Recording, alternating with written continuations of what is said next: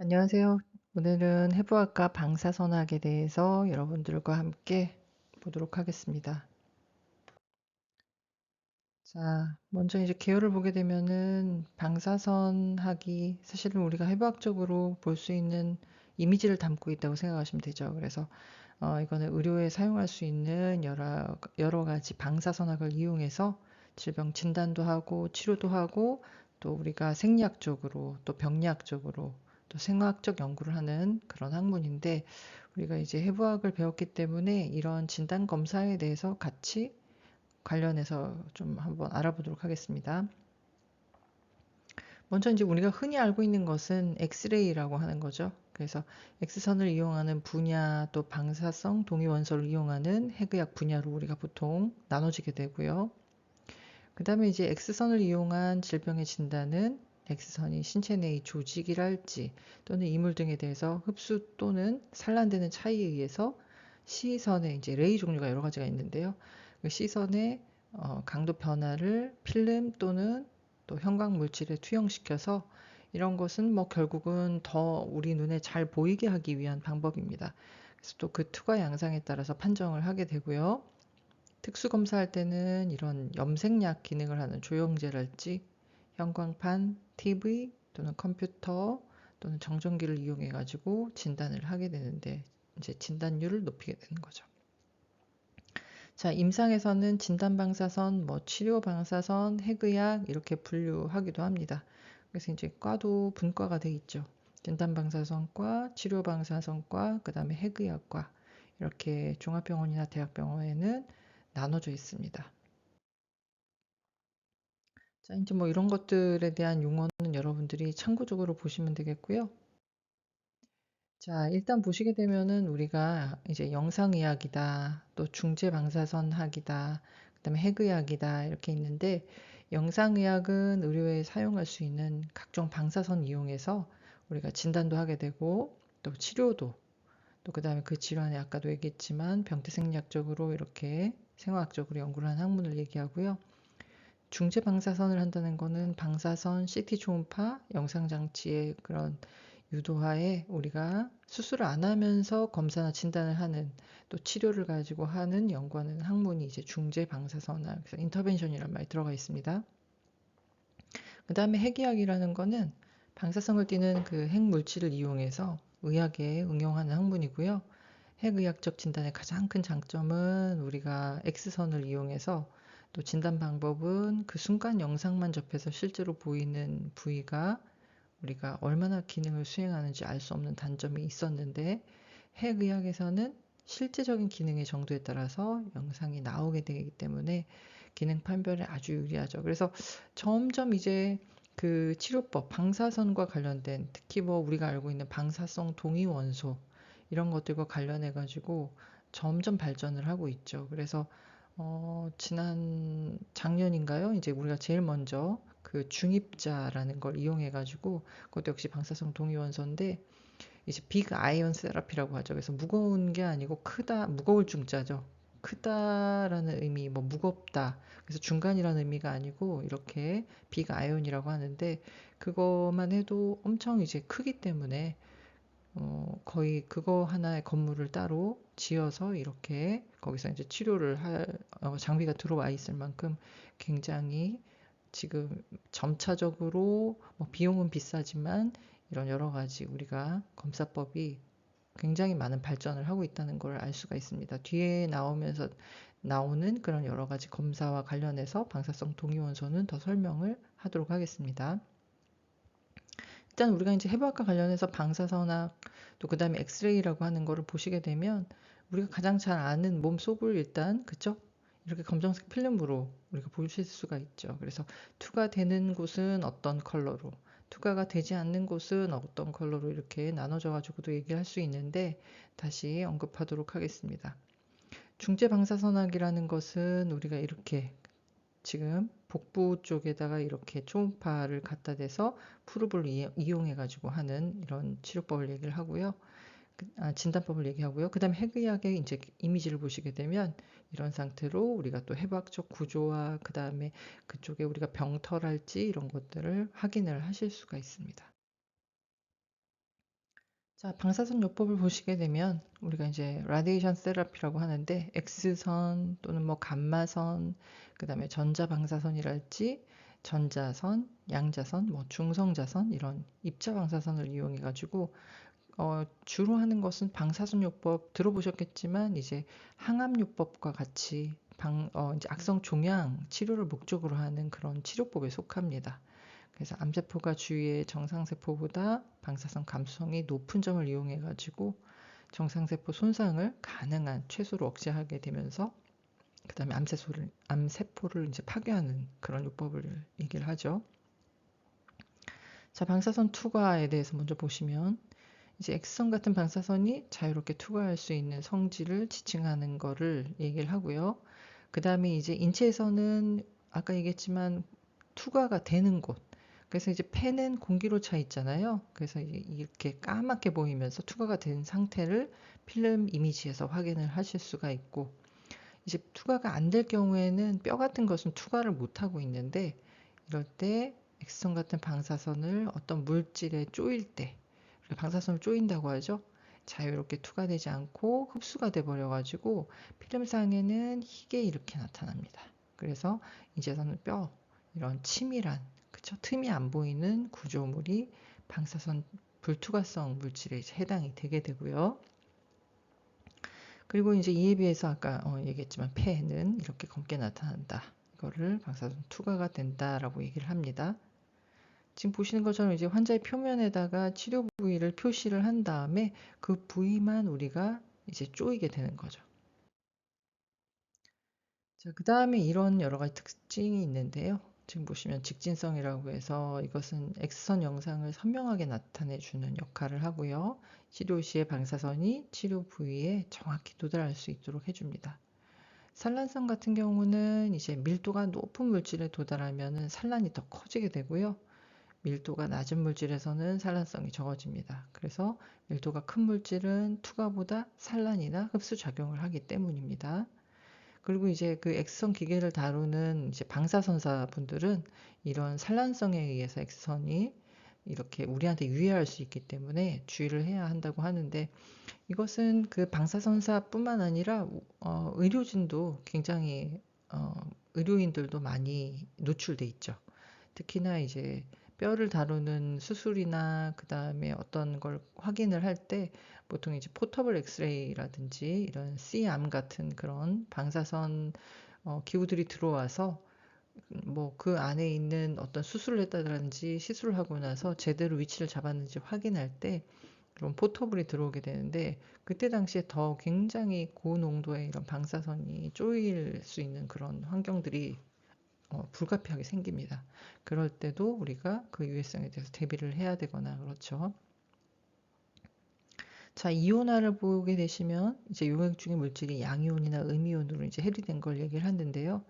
이제 방사선이 물질 속을 통과할 때 물질에 있는 그 구성 원자의 궤도 전자에 에너지를 부여해서 원자계 밖으로 방출하는 현상을 얘기를 합니다. 그 다음에 투시 검사라고 하는 것은 X선광과 이제 형광판 사이에 피 검사물을 두고 그 다음에 X선을 방사해서 형광판상에 나타나는 영상을 보고 그 내부를 검사하는 방법이고요. 신체 내부 질환을 진단할 때 널리 이용합니다.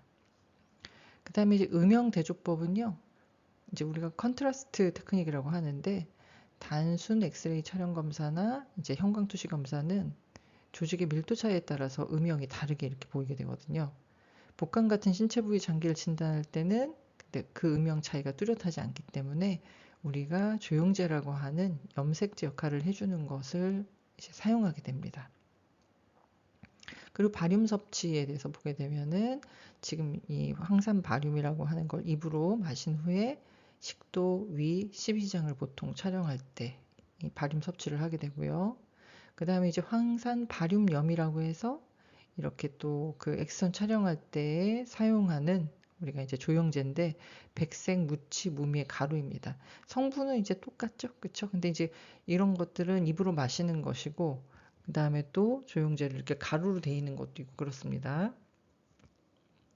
그 다음에 이제 음영 대조법으로 봤을 때에 우리가 이제 검사했을 때 보이는 영상은 위를 얘기를 보여주는 거고요. 윗속을. 그 다음에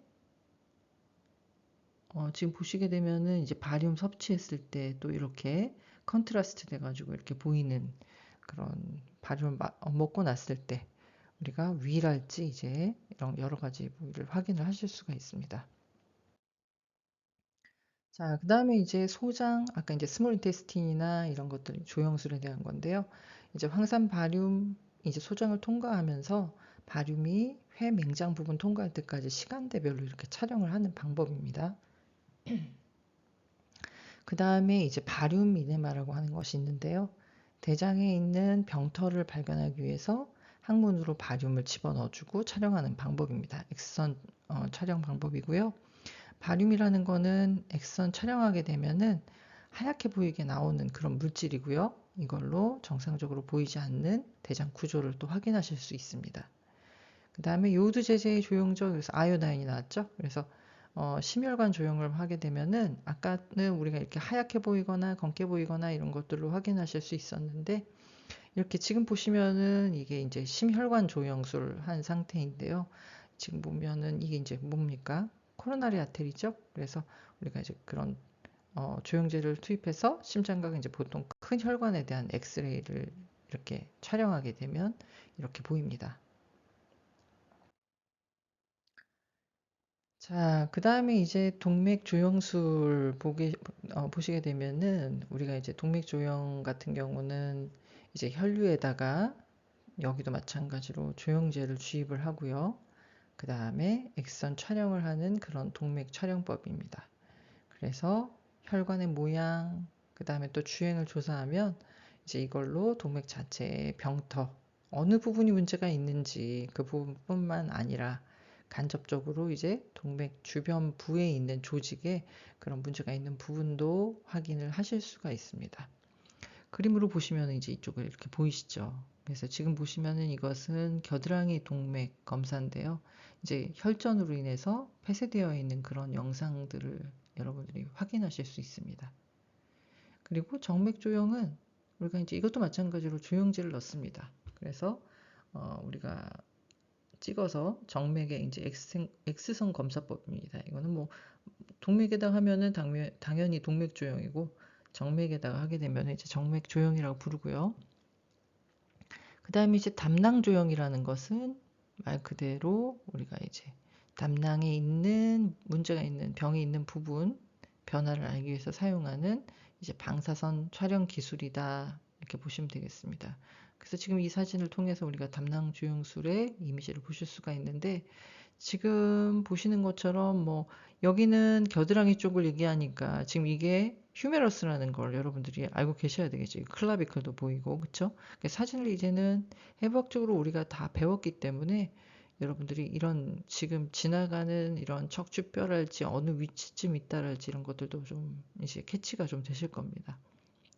자, 기관지 조형은 이제 기관지에다가 조형지를 주입하는 거고요. 그 다음에 이제 모양이나 크기를 인지하는 조형법이고 그 다음에 이제 담관 모양을 촬영하는 방법인 정맥 담관 조형술이 있습니다. 다양한 우리가 알고 있는 해부학적인 여러 우리 시스템 쪽에 들어가서 그쵸? 거기에 관련된 조형제를 주입하는 거는 이름이 그대로 붙게 되죠. 그래서 그곳의 병터나 그 부근의 조직의 병터를 이런 조형술로 확인하실 수가 있습니다. 그 다음에 이제 자궁간 조형술도 마찬가지죠. 히스테로살핑고그래피라고 되어 있는데 자궁 안, 그 다음에 자궁관, 그 다음에 골반 안 이런 상태를 알아보기 위해서 실시하는 조형 검사고요. 자궁이라든지 이제 자궁관의 형태의 이상을 초래하는 병들 있잖아요. 자궁 근종이랄지 마요마, 그 다음에 뭐 자궁 기형, 그 다음에 난소 종양 이런 것들. 그래서 자궁관의 통기성 검사에 사용이 됩니다. 정맥 신호 조형상 그렇게 되면은 지금 좀 전에 봤던 이제 자궁관 조형술 보게 되면은 지금 보시면 우리가 어때요? 이게 뭘까요? 지금 요 안이 뭡니까? 자궁강이고 이게 지금 자궁이라는 걸 여러분들이 확인을 하실 수가 있죠. 그래서 해부학적으로 이런 검사들은 해부학과 굉장히 밀접한 그걸 가지고 있습니다. 왜냐하면 어차피 이미지가 필름이랄지 여러 가지로 보이게 됐을 때 해부학적으로 위치와 구조를 알고 있어야만이 거기 어디에 문제가 있는지를 여러분들이 확인을 하실 수가 있습니다. 자, 이제 정맥 신호 조영상 같은 경우는요, 수용성 조영제를 정맥으로 우리가 IV 한 다음에, 그러니까 수용성, 염색제인데 녹습니다. 이제 수용성입니다. 그렇기 때문에 우리가 조영제를 IV로 하고 나면 우리가 이거를 이미지를 보기 위해서 넣는 것이지 몸이 좋은 것이 아니기 때문에 보통 조영제를 맞고 난 다음에는 검사가 끝나면 물을 많이 드시라는 얘기를 하는 이유가 이제 배출이 되게끔 그렇게 도와주는 역할을 하기 때문이죠. 자, 일정 시간 경과 후에 키드니를 통해서 요로로 배설될 때 촬영을 하면서 요로를 이제 영상화 시키는 겁니다. 이건 키드니 쪽. 그래서 이제 신장병, 그죠? 이런 것들의 기본적인 검사가 되겠고요. 그 다음에 이제 역행 신호조형이라고 해가지고 요관을 통해서, 그죠? 요도 아니고 요관, 유레터죠? 그래서 요관을 통해서 신우에 조영제를 주입해서 하는 신우 촬영법입니다.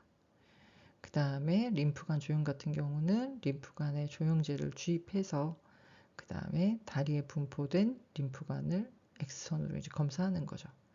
지금 그림에 보시면은 우리가 지난번에 많이 얘기했던 리날 펠비스도 보입니다. 그쵸? 그래서 깔때기 모양으로 이렇게 돼 있는 것들.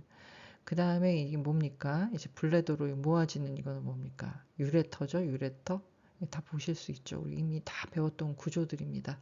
그 다음에 여기에 블레더가 보이죠. 그쵸? 그래서 이제 골반이 이렇게 있고, 블레더가 있고, 지금 척추 뼈들이 이렇게 위치하고 있고요. 그쵸?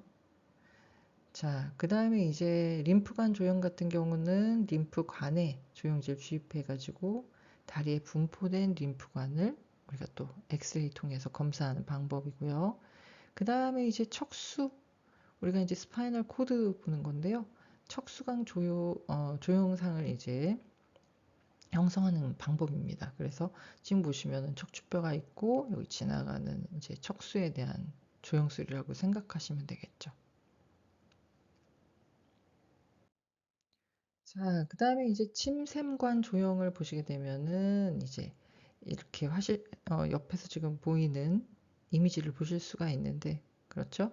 그래서 이제 X선으로 찍었을 때 비투과성인 물질을 주사해가지고 침샘관을 우리가 이제 X선으로 촬영하는 방법을 우리가 이렇게 영상으로 확인을 할 수가 있습니다.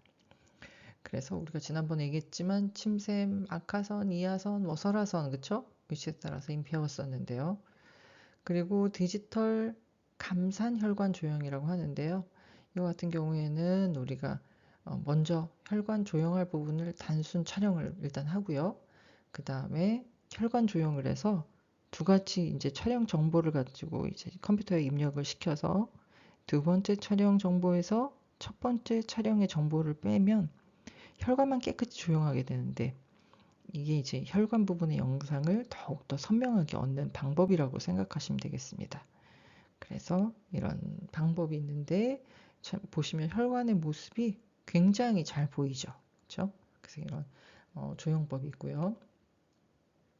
그 다음에 이제 공기하고 가스 같은 음성 조영제를 이용하는 이제 조영술이 있습니다. 그래서 공기 뇌 조형을 보게 되면요. 뉴모라는 단어 들어갔죠? 엔세팔로도 들어가 있고 자, 뇌척수액 CSF를 뽑습니다. 그래서 공기랄지 산소 또는 헬륨을 가지고 넣어서 뇌의 액체 함유 부분, 그러니까 뇌척수액이 흐르는 부분, 또 그 다음에 벤트리클, 우리 기억하시죠? 그래서 이런 것들을 촬영하는 방법을 얘기를 합니다. 최근에는 근데 얘는 좀 이제 좀 점점 안 하는 추세예요. 왜냐면 MRI 찍으면은 다 그걸 알 수 있기 때문에 우리가 요즘에 이제 점차적으로 없어지는 검사 중에 하나다라고 생각을 하시면 되겠고요.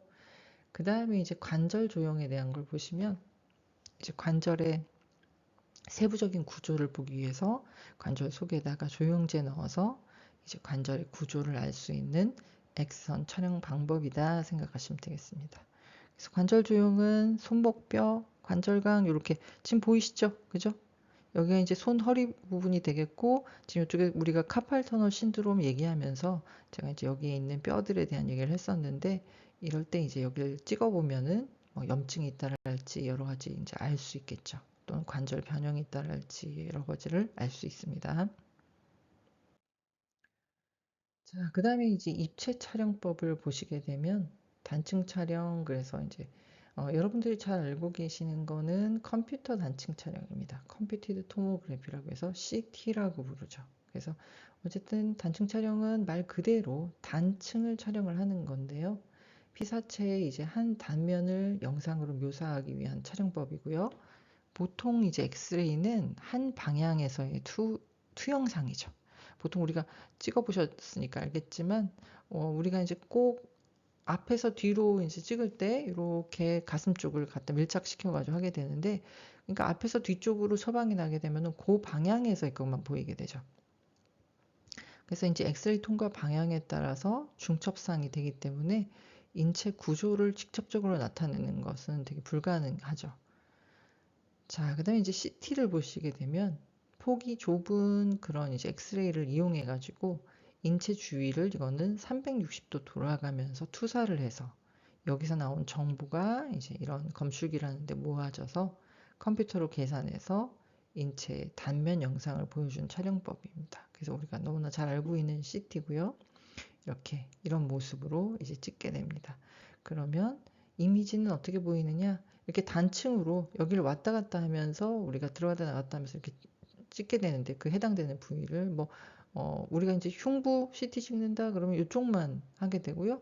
그 다음에 이제 복부 그럼 복부 쪽만 그 다음 브레인 쪽 뇌 CT 찍게 되면은 뇌 부분이 이렇게 나오게 되는데 이렇게 동글동글하게 나온 이유가 이렇게 단층으로 잘라지기 때문입니다. 자, 그 다음에 이제 자기 공명 영상, MRI라고 하죠. 그래서 마그네틱 리조넌스 이미지 이렇게 얘기하는데 강한 자기장 내에서 인체 고주파를 전사해서 이제 반향되는 전자기파 측정해서 영상을 얻게 되죠. 그래서 질병을 진단하는 검사고 굉장히 또 업그레이드된 거죠. CT보다는. 이제 비슷한 검사로 우리가 이제 핵 자기 공명이라는 것은 조금 다른 유형입니다. 그래서 이런 것들 비슷한 것이 있다 뭐 이 정도만 알아놓으시면 되겠습니다. 근데 이제 필름으로 봤을 때 MRI와 이런 차이점, 그쵸? 다르죠? 자, 이제 핵의학에 대해서 보시게 되면은 이제 마지막 페이지인데요. 일단 방사능은 우리가 이제 핵 붕괴의 결과, 라디움 뭐 이런 여러 가지 동위 원소들에 대해서 나열이 됐는데 원자핵이 붕괴하면서 자발적으로 입자성 또는 전자파 방사선을 방출하는 성질을 얘기하고요. 이제 일반적으로는 방사성 동위 원소가 알파, 베타, 뭐 감마 이렇게 그래서 이제 그거에 따라서 뭐 감마선이다, 뭐 알파선이다 이렇게 얘기를 하게 되고요. 방사성 핵종이라고 하는 것은 이제 원자핵의 종류를 핵종이라고 부르는데요. 이제 종류라서 그래서 이 중에서 방사선을 방출하는 거를 얘기를 합니다. 그래서 뭐 복잡한 이것까지 여러분들 기억하실 건 없고 이렇게 그 방사성 동위원소와 조금 혼동이 일어나는 경우가 있는데 보통 이제 비슷하게 동위원소 비슷한 의미로 쓰인다 정도로 기억하시면 되겠습니다. 뇌 스캔, 예, 스캔들이 나오는데요. 이제 브레인 스캔, 본 스캔 이렇게 보시게 되는데 머리 안에 있는 뭐 종양이죠. 덩어리들, 경색된 부분, 손상 부위를 확인하기 위해서 방사성 동위원소가 영상 기술을 적용하는 진단 방법이라고 생각하시면 되겠습니다. 그래서 이게 진단 방법 중에 하나니까 이게 여러 가지 다른 MRI를 찍는다든지 같이 이렇게 많이 하는 절차 중에 하나입니다. 보통 이제 악성 종양이 있는 경우에 뭐 아니면 뭐 다른 곳에 이제 전이가 있느냐 뭐 이런 것들을 볼 때도 하게 되고요. 자, 방사성 동위원소는 스캐너나 우리가 신딜레이터에 의해서 추적 촬영되고요. 비정상적인 부분의 크기나 위치가 이제 결정되게 되고요. 또 이제 리버 스플린 스캔이라고 하는 간 비장 스캔은 간의 쿠퍼 세포를 쉽게 포착하거나 추적할 수 있는 그런 방사성 물질을 가지고 IV로 주입을 해서 간의 크기랄지 모양이랄지 밀도랄지 이런 걸 알아내는 비침습적인 그런 기술이 되겠습니다. 그 다음에 이제 뼈 스캔, 본 스캔 같은 경우는 우리가 이제 뭘 주입을 하냐면 인하고 그 다음에 이런 것들로 우리가 보통 이제 약물을 이제 주입을 하게 되는데요. 그 다음에 두세 시간이 보통 지난 다음에 감막 카메라로 촬영을 하거든요. 그래서 환자분한테 보통 이제 IV로 이렇게 물질들을 주입을 한 다음에 요 기간이 지나면 오시라고 해서 촬영을 하게 됩니다. 근데 주로 이제 뼈 스캔은 말 그대로 뼈대에 이제 흡수율이 보통 높기 때문에 뼈대에 악성 전이가 있을 때 그 전이를 확인하기 위해서 쓰는 가장 유용한 방법입니다. 자, 그다음에 이제 방사성 요오드 섭취 검사가 있는데요. 이제 이런 것은 요오드의 이제 방사성 동위원소를 또 IV를 해가지고 갑상선에서 섭취가 되는 정도를 이제 정량하는 방법이고요. 정상적으로 갑상선은 요오드를 다 흡수해가지고 이걸 바꾸어서 이제 호르몬을 생성하게 되는데요.